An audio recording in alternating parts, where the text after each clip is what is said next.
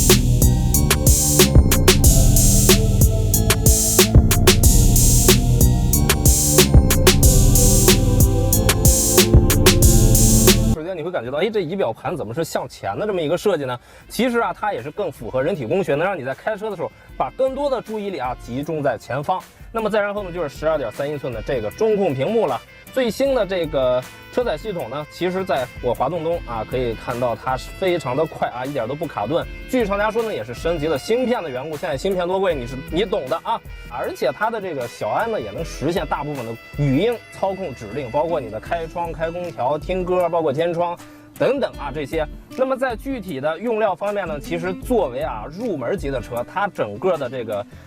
后道的用料跟设计感还是让我大吃一惊的。比如说在上面这个铝制的这个饰板啊，不仅有刻纹，这刻纹上含有这个灯光，在以前你要是看图片的话，可能是不知道的这个细节。再然后就是这个一体化的座椅了，柔软度非常不错，而且包裹性也很好，包括它的这个花纹、真皮的包覆啊，还有线条。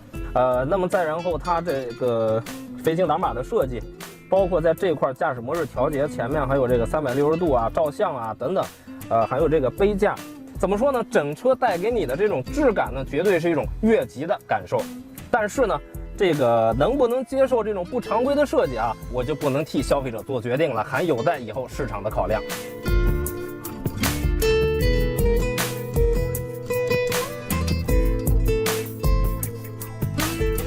那么刚才出饭店呢，方向盘一转动呢，它就给我们带来一个最好的一个配置，叫什么呢？这个底盘透视啊，我觉得对于女性来说非常实用，因为这可以在让你转弯的时候不至于因为转弯半径不足而蹭到马路牙子。好了，言归正传，说一下它的动力啊，还是老生常谈的这个蓝鲸 1.5T 啊发动机，那么最大马力180匹，分值扭矩300牛米。那么它的这个变速箱呢，也是蓝鲸的这个7速湿式双离合。我觉得还有一点就是它的底盘很下本啊，相比于同级来说呢，它是前麦弗逊后多连杆，而大部分这个价位入门级的还是在用着这个扭力梁，所以我觉得下本，然后包括它整个的这个刚才前面提到的内饰也好，都能体现出它对消费者的一个青睐。而后它这个调节呢，我觉得长安也是比较成熟的一点啊，不会因为过分的追求动力而让这个车呢在初段的时候就有往前窜的感觉。我觉得现在很多的部分啊自主品牌为了盲目追求动力而导致这个初段动力很猛，这样虽然可以在某一时段呢让消费者觉得很爽啊，但是在日常的上下班的拥堵过程中呢，就会让你很不舒服。而它呢虽然是入门的定位，但是也把真正的驾驶和你的这个乘坐感啊考虑的比较全面，这我觉得是长安作为自主品牌很成熟的一个点。那么再然后呢，其实我作为现在的驾驶者和刚才上午的一个试乘呢，也都能感觉到它底盘对于滤震的一个成熟的表现。不仅如此呢，而且在这个过滤颠簸路面的时候，它的声音反馈啊也很显得高级。我觉得这除了 NVH 优化之外呢，也是它研发实力的一个体现。我觉得作为入门级的 CS55 Plus 啊，第二代的车型不仅是一个外观内饰智能上的改变，更是一个